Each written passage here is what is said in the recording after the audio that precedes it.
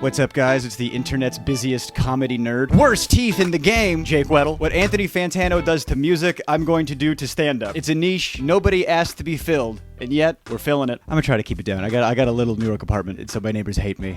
It's okay. I get it. All right, we're gonna satisfy some of the brain rot up top. We're gonna do some housekeeping, very important. Then I'm gonna tell you a little story about the time I actually met Shane Gillis, as well as 2 other comedians, and then we're gonna talk about Shane Gillis. Is he still good? I don't know. Watch the video, find out. Goddamn. All right, general housekeeping. Yeah, it's a different location. I'm in the same room. I tilted my camera. Is that okay? I don't have any albums set up over here, and that's because I'm out of albums. That was a fun 4 videos, wasn't it? I'm gonna be doing a bunch of stand-up videos all week, and that's because on Sunday on my Patreon there's actually going to be a comedy writers workshop that I'll be doing. The chat's already open, but if you're in that chat on Sunday, then we're gonna do like a Google Meet or a Discord or something, and we're gonna do a writing workshop. If you've never done stand-up comedy before, if you like stand-up comedy, want to be in the room when we talk about jokes, or if you just like this series and like hearing people talk about stand-up, then yeah, join the Patreon. Cam Nugget recently had me on his stream. If he uploaded the clips of that, check out his channel. Appreciate him for giving me about 45 minutes to speak before I fell asleep. I can use that. I can do that bullshit. All right, yeah, story time. So am I one of those rich and successful comedians that ran into Shane Gillis at a show and he gave me sage wisdom that I took with me forever? No, I ran into him at the airport back when I was working with ZHC. We're in Texas now, so Howdy. Howdy. We seem very Texan. When they flew me out, I was actually at the JFK airport at 11 a.m. and I was eating chicken wings and a Bold Rock cider. I'm a man of simple tastes and a low bar. That was the name of the place I was drinking. It was called the Low Bar. I'm kidding. I think I put it on my Snap story that I was having a cider at 11 a.m. and my friend texted me, said, "Are you having a cider at 11 a.m.? Listen, thank God I did, because I was sitting at this table and I looked over at the bar and I swear to God there was just plain as day Shane Gillis, and I did a double take. I was like, that's the guy. That's I've seen him on TV and in my computer or my phone, and I thought to myself, I do stand up. I should talk to him. And then the other wolf inside me was like, "What, are you fucking stupid? He doesn't know who you are. Why would you ever talk to Shane? Who do you think you are?" So I went up and I talked to him. I tried to make it seem like I was a cool guy just ordering another drink, you know, and then Shane Gillis just happened to be there. So I walk up to the bar and I'm like, "Yeah, let me get another Bold Rock cider, please." "Oh, are you Shane Gillis?" And then the bartender was like, "You got to use the iPad at the table. He can't order at the bar." And I was like, "Don't worry about it. I'm here for a fuck you, all right?" And legitimately, Shane couldn't have been nicer. We talked about stand-up a little bit. He was like, "Wow, you've been doing it for 10 years? That's wild. You're from North Carolina, you know?" We were just talking like a person. It was great. And he said to me, he goes, "Oh, it's great you do stand-up because look behind you." And I turn around and there's Mark Norman. Big fan of the gays. Swear on my life. They're like, I'm a fan of both of these guys, probably more Shane than Mark, but it was just surreal to turn around. And there's the other guy I see on TV and my phone and my computer. And so now I'm sitting at the bar and they're just kind of talking over me. And I'm in the middle texting a stand-up comedy group chat that should never see the light of day. Going, "Guys, I'm sitting in between Shane Gillis and Mark Norman at the JFK airport." While Shane was a sweetheart and Mark Norman seemed pretty neutral, Ari Shaffir walked in. Have you been attacked by other stand-ups? Yeah. Swear to God. Swear to God. Turns out they were all at the JFK airport heading to Austin on my plane because it was the day before they were going to shoot that thing with Joe Rogan where they all drink beer and get on a podcast. I'm so glad they're all millionaires. How'd they get all that money? Doing stand-up? Nah, just drinking beers in a podcast with Joe Rogan. Oh, okay. Gotcha. And I've actually done a show with Ari Shaffir at Revisions Lounge. It was put together by Sarah Harvard. So I tried to break the ice with Ari. I was like, "Ari, I was on a show that you did at Revisions Lounge." He goes, "What? Wait, I didn't do a show with you." And I was new to the city, you know, so I didn't know the streets very well. He goes, "What street is that on?" I was like, I don't, is it Alphabet City? What is it? B, A, B, C? I swear on my life, I was on the lineup and Ari Shaffir was headlining. He was very, very late and on drugs, but he crushed. So why are we talking about Shane Gillis today? Well, if I could give you a little bit of a bio, he's the guy who was supposed to be on SNL the same year that Bowen Yang got on SNL.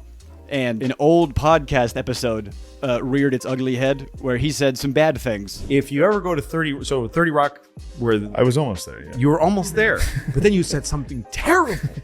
Just terrible. Shane, how dare you? I just remembered. Get out of my house. Oh, shame on you, Shane Gillis. I like my SNL cast Shame members on who you. didn't get cut. And hey, man, we've all been on a podcast. We've all said bad things. But if you want to be on NBC, I don't think so. Now, were the bad things about Asian people? And was this the first Asian cast member? Bowen Yang? Yeah. So that that probably had an effect. And I love Bowen Yang, too. I actually love a lot of the new SNL cast members. I think Please Don't Destroy is really, really great. I actually watched them before they got on SNL. Broke my heart to find out they were Nepo babies. And Chloe Trost and Sarah Sherm, whatever her name, they're lovely. Amazing. But you know who else is great? Shane Gillis. That's why he was probably supposed to be on SNL for a minute. He did eventually get to host SNL, and I'm not gonna lie, his sketches were amazing, and I was very disappointed with his monologue. Mark Norman is somebody else who was fired / let go from SNL and then hosted it very, very soon after. Sooner than Shane was able to host after his leaving, actually. And Mark Norman crushed that monologue, making jokes about how, wow, either the show must have gotten a lot worse, or I must have gotten a lot better at comedy for you guys to ask me back so soon. Somebody else we might talk about this week, maybe, I don't know. Another controversial figure is Louis C.K. Stay with me. Apparently Shane called Louis about his SNL monologue. Louis is somebody who did host about 3 times, and every single Louis monologue on SNL is a masterclass. Just saying that right here. But Shane asked Louis, apparently, allegedly, I talked to lawyers, Shane was like, hey, you did like new material and different material like every time you hosted. Should I do that? And Louis said, no, don't do that. Just play the hits, because you know they work. And Shane was like, oh, why shouldn't I do what you did? And Louis was like, well, that's because I'm a better comedian than you. Shane, how dare you? I just remembered. Get out of my house. Which is fair, and a curmudgeony cunty thing you'd expect out of a curmudgeony cunt. But not getting on SNL was probably the best thing for his career, because now he's selling out arenas, stadiums. He's got 2 specials, and that's what we're going to talk about. His Netflix special versus his YouTube special. Now, I've said this before if you've seen my John Mulaney video that I put out a year ago when I was much heavier. But in that video, I said usually comedians' first specials are their best specials because they've been able to collect 10 years worth of quality material and go, here you go. And then a year later, they do another one. And so they don't have the time to cultivate that caliber of material again. But with Shane's YouTube special, a lot of it was very, very timely. A lot of it was related to the Trump administration or the Biden administration, whoever was president at the time, I don't remember. He talked about Joe and he talked about Trump. And Shane, clearly has a conservative upbringing, and his dad is, conservative, which he pokes fun at in the special. And the special was filmed in Austin, which you would expect to have a conservative audience because Texas, but Austin, so probably purple. And what I loved about that special in particular was he's probably, more conservative than other fellow comedians. He's got conservative family, but the way he talks about his conservatism or even his family, it's not like in a talky down finger wavy way. The thing that you do that's great, you make fun of Fox News Trump world because they're your family and you love them and they're part of you. He has love for his family, but he still pokes fun at them. Like, he humanizes his family while at the same time, saying, hey, it's a little ridiculous. You know what I mean? That my dad's drunk as shit watching Fox News going, what did fucking Nancy Pelosi say? Like, he's drunk as shit. Like, what the Nancy Pelosi's a bitch? Which, yeah, he's acknowledging his conservatism, or at least his family's, but at the same time pointing out that they're human. And you'd say, my dad is a Fox News guy. And they all go, boo. And they have no shame. Just booing a guy. Yeah, just booing my dad. Boo! Boo! This is definitely the right move. Boo! And you would take it with your red Irish half retarded face. And then one night you said to them, they booed, and you said, hey, all your dads are Fox News guys. And they went, oh, fuck. Yeah. And you found this common ground with them. He also does this, and I don't mean to draw this comparison, but when he talks about his family members with Down syndrome, stay with me. When he's talking about his family with Down syndrome, he does the same thing. He humanizes them while at the same time showing you, hey, sometimes they're funny and you're allowed to laugh. And the fact that he used to coach at the Special Olympics, I think that gives credence and credibility and insight and the ability to humanize, similar to the way growing up in a conservative environment allows him to humanize people of those political beliefs without disparaging them, calling them stupid. Shane was actually on Andrew Schultz's podcast. Andrew Schultz brought up videos of people with Down syndrome being funny, thinking that, oh, Shane has bits about Down syndrome, he'll love this. Yeah, if you don't think a lot, you'll do that. But if you think a little harder, Shane's bits and the points in those bits were about, hey man, these people are human. And the jokes that he made about them weren't at their expense. They were humanizing. Whereas Andrew Schultz was like, ha ha ha, isn't it funny that they have Down syndrome? And that's not the point. And you can see Shane in that interview, in that podcast, being like, no, those guys are just dudes having fun and you're being a dick right now. Yeah, that's wow. These guys are awesome. Yeah. They're having fun.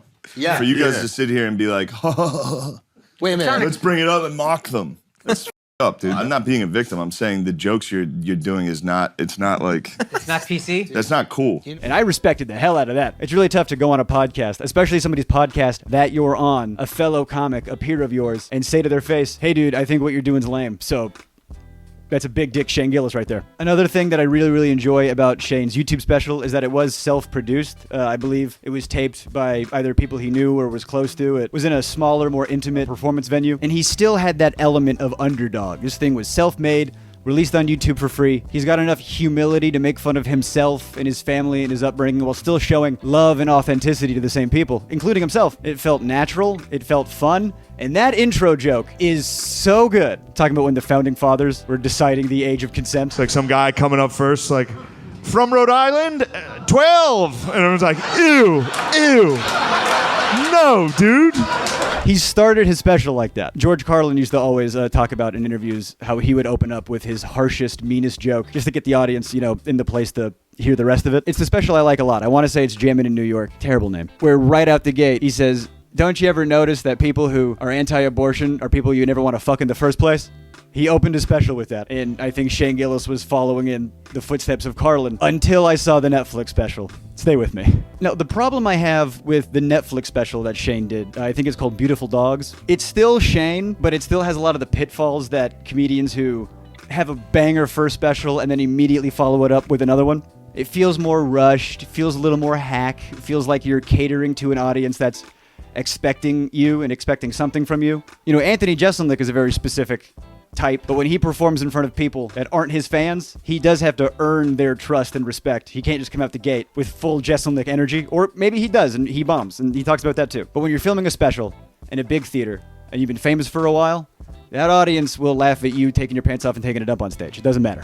But in Austin, on the YouTube special, it feels more like he earned it. There was even times when the crowd wasn't feeling something and then he had to react to that. And that realness, that intimacy, that shows in droves, whereas the Netflix special just feels a little more manufactured. And since this special has more of a fan base, more of a backing, more money behind it, he's been riding his success, riding his high for a few more years now. And that confidence, maybe it comes off as ego, maybe it comes off as like, fuck you, I'm Shane Gillis, I can say whatever I want. And that underdog element feels not existent this time around. And the nuance is gone. Now he's maybe establishing himself more as a center-leaning comedian, maybe center-right, which is fine, as long as the jokes are funny. I don't give a shit. But when he makes fun of the left in this special, the humanizing element, the empathetic element where he makes fun of himself and his family, it's not there. Before it felt like the jokes were made for understanding, and now it feels like the jokes are made at those people's expense. He gave us a taste of the Donald Trump impression of the first one and used it when necessary. This time I feel like he leans a little more into it now that it's more apparent and popular. Feels a little hack to lean into an impression, but again, that's just me. Now again, these are just my opinions. I'm not in Shane Gillis's brain, but I do know some facts that might have an effect. We've already talked about him getting a lot more rich, getting a lot more famous. He also did move to Austin. Howdy. So the environment that he's around is probably the ilk of comedian I'm not too fond of. It feels like Joe Rogan laid a bunch of eggs and then Bert Kreischer popped out, like bro comics. The 2010s and the early 2020s felt like the era of bro comic. And it's fine. It popularized the genre, maybe over-popularized it, oversaturated it, really. Do I think Shane is a bad comedian? No, of course not. I think he's fantastic. And that YouTube special, I genuinely think is like top 5, one of the best specials to come out in the decade. Like, it's that good. That YouTube special's phenomenal. And just so I don't waste your guys' time, I could talk about how good that special is for hours. But I don't feel the same way about the Netflix one. Netflix does this thing where they make a bunch of stand-up specials and they put a lot of money behind a bunch of comics, and I just don't care. Why don't I care? I'm just scrolling through comedians I've never heard of, and I give them a chance, and I watch it, and I go, yep, it's whatever. And maybe that happened to Shane. Maybe Netflix got a hold of him. And Netflix said, you got to be more approachable. You got to water it down. I'm just guessing. So before, where it felt like he was being true to himself, conservative upbringing, bit of a bro, but still making material where the goal was, I want you guys to understand me. I want you guys to understand my family. I want you to understand I'm a human. My family are human, but I will make fun of myself and them. That's amazing. That's some of the best stand-up. That's what stand-up's for. Is understanding. I mean, yeah, it's supposed to be funny, but whatever. I hate comics who are just fucking joke robots. It's fucking whatever, dude. If that's your thing, then go write for popsicles. I don't know. I do like when stand-up has a little bit of a point and Even if you don't think so, most jokes have a point. And now that underdog element, that need to be understood, that need to write good jokes so I make it, none of that's there anymore because he made it. He's comfortable. He's rich. And Netflix offered him a lot of money to pump out some more specials. So if Live in Austin was the Dookie album, Beautiful Dogs is 21st Century Breakdown. It's not bad. It's fine. It's not as good as Dookie. Duh. It's a little more corporate. The lyrics are a little more nonsensical, but it's a good jam. And if you're a fan, you'll enjoy it. So Shane Gillis' Live in Austin, I'm going to give a 9.5 out of 10. Beautiful Dogs on Netflix, a 7. That's closer to a 6 than an 8, but a solid 7 nonetheless. If you agree, disagree, suggestions for more comedians for me to talk about, specials, jokes, leave them in the comments. Be fucking respectful. And all week, we're going to be talking about stand-up. And that's because at the end of the week, this Sunday, Patreon members are going to have the ability to do a joke writing workshop where we're going to talk about comedy just like this, but hopefully people are going to bring jokes to work on. I know I will. And that's because I got show dates coming up this fall if you're in the Southeast. I'm talking Maryland, D.C., Atlanta, North Carolina. Mostly North Carolina. It's my hometown. That's where I get booked the most. But if you want to see me do stand-up in your hometown, you got to let me know. How will I know? Like and subscribe. All that jazz. Appreciate you. I can't do it. I can't do it. There's no amount of money you can pay me to come back. I can't